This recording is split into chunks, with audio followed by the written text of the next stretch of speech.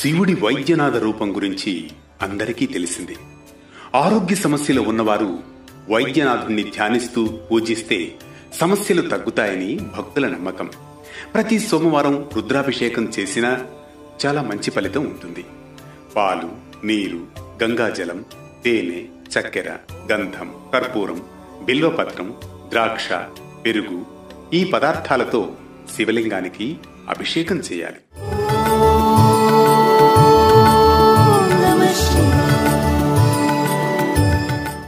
ఓం త్రయంబకం యజామహే సుగంధిం పుష్టివర్ధనం ఉర్వారుకమివ బంధనాత్ మృత్యోర్ముక్షీయమామృతాత్ అనే మహామృత్యుంజయ మంత్రంతో అభిషేకం చేస్తే రోగ నివారణం త్వరగా జరుగుతుందని పండితుల వాక్కు.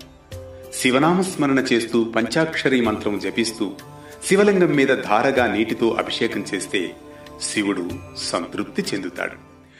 ఓం త్ర్యంబకం యజామహే సుగంధిం పుష్టివర్ధనం ఉర్వారుకమివ బంధనాన్ మృత్యోర్ముక్షీయమామృతాత్.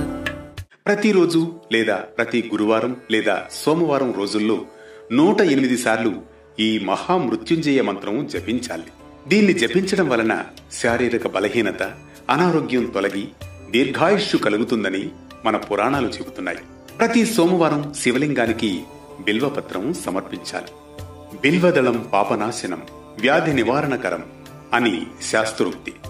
సోమవారం ఉపవాసం చేస్తూ శివాలయంలో ప్రదక్షిణ చేయాలి. ఇలా ప్రదక్షిణ చేసే సమయంలో ఓం నమశివాయ అంటూ జపం చేస్తే రోగాలు తొలగిపోతాయి. రుద్రాభిషేకం చేసే రోజు చాలా వరకు ఉపవాసం ఉండడం మంచిది. ముఖ్యంగా ఉల్లి, వెల్లుల్లి తీసుకోకూడదు. మరో భక్తి రాగం, ధర్మ దీపంతో మళ్లీ కలుద్దాం రేపటి పరమార్థంతో.